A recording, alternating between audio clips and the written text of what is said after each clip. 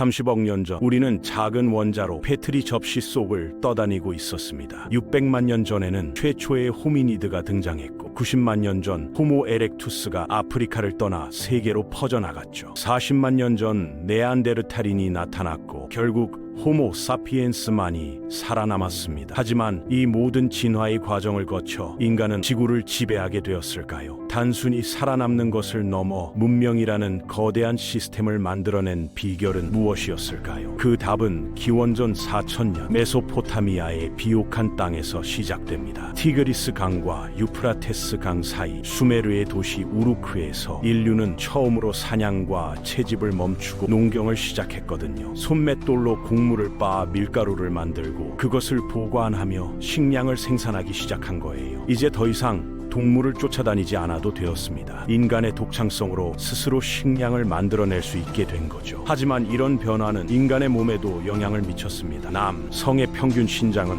5피트 9인치에서 5피트 3인치로, 여성은 5피트 3인치에서 5피트로 줄어들어 과거에 뛰어난 운동선수 같았던 인간은 이제 더 눈에 띄지 않는 농부가 되었습니다. 오늘은 이렇게 시작된 인류 문명이 어떻게 발전하고 흥망성쇠를 거듭했는지에 대한 이야기입니다. 그럼 지금부터 인류 문명에 대한 이야기를 만나러 가보겠습니다.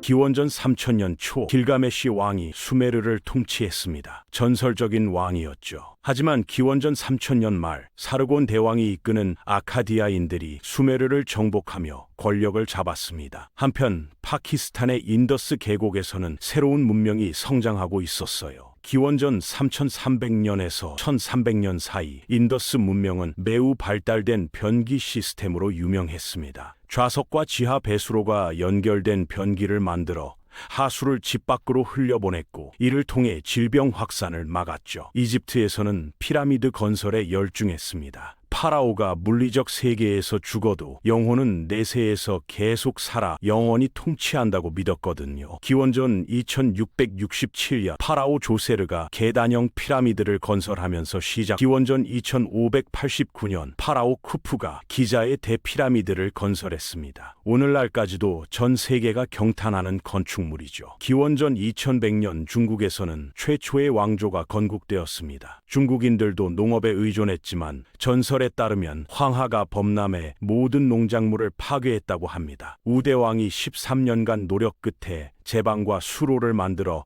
홍수를 막아 사람들은 그를 구세주로 환영했습니다. 이것이 최초의 중국 왕조인 하나라의 시작이었죠. 권력은 개인의 공로에 따라 결정된다는 생각, 절대 권력을 가질 자격이 있는 사람이 절대 권력을 가져야 한다는 사상이 확립된 거예요. 기원전 1772년 메소포타미아에서 함무라비 왕이 법체계의 기초를 마련했습니다. 282가지 법률을 석판에 새겼는데 법률 196조는 누군가의 눈을 상하게 하면 그의 눈도 상하게 해야 한다는 내용이었죠. 법률 199조는 노예의 눈을 상하게 하면 그 가격의 절반을 지불해야 한다고 규정했습니다. 모든 사람의 가치는 사회 계층에 따라 달랐어요. 귀족의 뼈는 평민보다, 평민은 노예보다 가치가 있었습니다. 평등이라는 환상은 존재하지 않았죠. 기원전 1680년 히타이트 제국의 라바르나스가 도시 국가들을 통합하며 제국을 건설했습니다. 뛰어난 외교관이었던 그는 주변 도시들을 정복하고 동맹을 맺었죠. 그리스에서는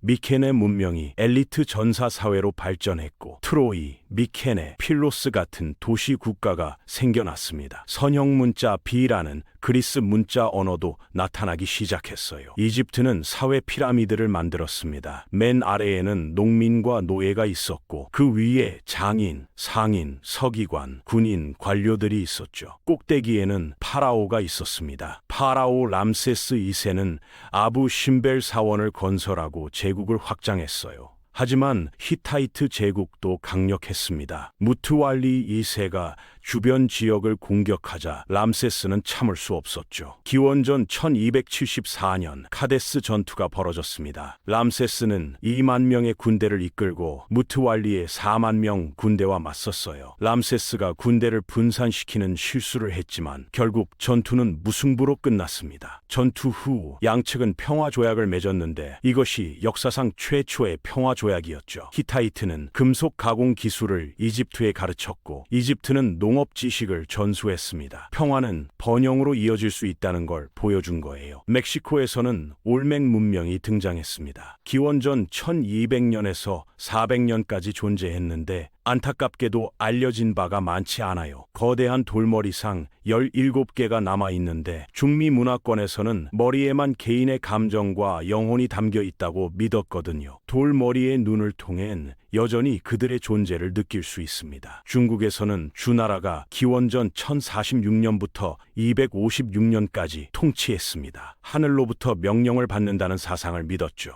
하늘은 황제에게 통치권을 부여하고 언제나 황제는 한 명만 있을 수 있으며 황제의 덕성이 통치권을 결정한다는 원칙이 있었어요. 어떤 왕조도 영구적인 통치권을 가질 수 없었고 가뭄이나 홍수 같은 재앙은 하늘이 축복을 거둬들인다는 신호였습니다. 주나라는 봉건 제도를 도입했습니다. 농민들이 땅을 경작하고 군인들이 보호하며 영주가 세금을 징수하고 왕이 모든 것을 관리하는 구조였죠. 주나라 말기에 공자가 유교를 창안했습니다. 존중, 충성, 책임감의 중요성에 초점을 맞춘 철학이었어요. 노자는 도교를 만들었는데 우주의 자연스러운 흐름에 자신을 맞추라고 가르쳤습니다. 이 두 철학은 중국 농부들의 삶을 견딜 수 있게 해주었죠. 기원전 800년 그리스 도시 국가들은 땅이 불모지라는 걸 깨달았습니다. 곡물을 수입해야 했기에 주변 세계를 식민지화하기 시작했어요. 밀레투스는 90개가 넘는 식민지를 건설했고 그리스는 프랑스 마르세유부터 러시아 로스토나도누까지 영토를 확장했습니다. 이 과정에서 로마가 탄생했죠. 전설에 따르면 로물루스와 레무스는 늑대에게 키워진 쌍둥이였습니다. 로물루스가 레무스를 죽이고 기원전 753년 로마를 건국했다고 해요. 키루스 대왕은 메디아 제국을 무너뜨리고 페르시아 제국을 건설했습니다. 외할아버지인 아스티아게스 왕이 그를 죽이려 했지만 실패했고 성인이 된 키루스는 반란을 일으켜 기원전 550년 제국을 정복했죠. 바빌론까지 정복하며 세상을 손에 넣었습니다. 그리스에서는 스파르타와 아테네가 두각을 나타냈습니다. 스파르타는 군사 강국으로 소년들을 어린 나이에 가족에게서 떨어뜨려 군인으로 훈련시켰어요. 삶 전체가 전쟁을 위한 것이었죠. 아테네는 민주주의를 실험했습니다. 500인 위원회를 무작위 추첨으로 선정하고 의회에서 모든 시민이 투표할 수 있었어요. 하지만 플라톤은 이를 비판했습니다. 무작위로 선택된 사람이 얼마나 잘 통치할 수 있을까요? 대신 그는 철학자 왕을 옹호했죠. 기원전 490년 마라톤 전투에서 아테네가 페르시아를 물리쳤습니다. 페르시아군 6,400명이 전사했지만 아테네는 192명만 잃었어요. 페이디피데스가 마라톤에서 아테네까지 26.2마일을 달려 승리를 알렸고 이것이 최초의 마라톤이 되었습니다. 하지만 페르시아는 여기서 끝나지 않았어요. 크세르크세스 1세가 10만 명의 군대를 이끌고 다시 쳐들어왔고 테르모필레에서 스파르타 왕 레오니다스가 7,000명으로 맞섰습니다. 레오니다스는 용기 있게 싸웠지만 결국 패배했습니다. 하지만 살라미스 해전에서 그리스는 역전했어요. 테미스토클레스가 페르시아 함대를 좁은 해협으로 유인해 격파한 거죠. 기원전 479년 플라타이아 전투에서 그리스는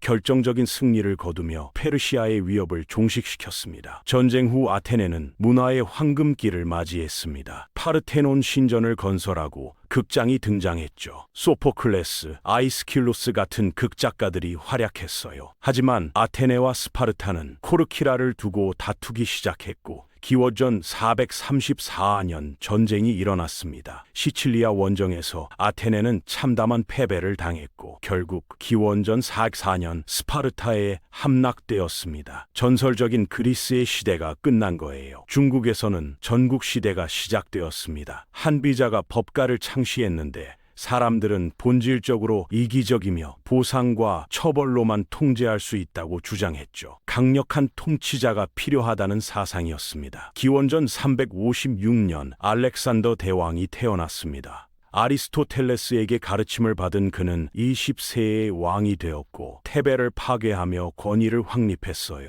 기원전 333년 이수스 전투에서 페르시아를 격파하고 기원전 331년 가우가멜라 전투에서 다시 승리했습니다. 페르세폴리스를 함락시키고 동쪽으로 진군했지만 인도에서는 군대가 지쳐 후퇴해야 했죠. 알렉산더가 죽자 제국은 분열되었습니다. 장군들이 싸운 끝에 프톨레마이오스 왕조, 셀레우코스 왕조, 안티고노스 왕조로 나뉘었어요. 프톨레마이오스는 알렉산드리아 도서관을 건립했고 셀레우코스는 바빌론을 중심으로 번영했습니다. 로마는 카르타고와 전쟁을 벌였습니다. 제1차 포에니 전쟁에서 로마가 승리했지만 기원전 218년 한니발이 코끼리를 이끌고 침공하며 제2차 전쟁이 시작되었어요. 한니발은 여러 전투에서 승리했지만 결국 자마 전투에서 패배했고 로마는 서부를 장악했습니다. 중국에서는 진시황이 등장했습니다. 기원전 221년 중국을 통일하고 3사 6개 구역으로 나눴죠. 법과 사상을 실천하며 엄격한 법률을 적용했지만 그가 죽자 한나라가 들어섰습니다. 유방은 유교를 중심으로 제국을 운영했고 비단 생산이 늘어나며 실크로드가 확립되었어요. 로마는 계속 확장했습니다. 기원전 86년 그리스를 점령하고 기원전 58년 율리우스 카이사르가 갈리아를 정복했죠. 카이사르는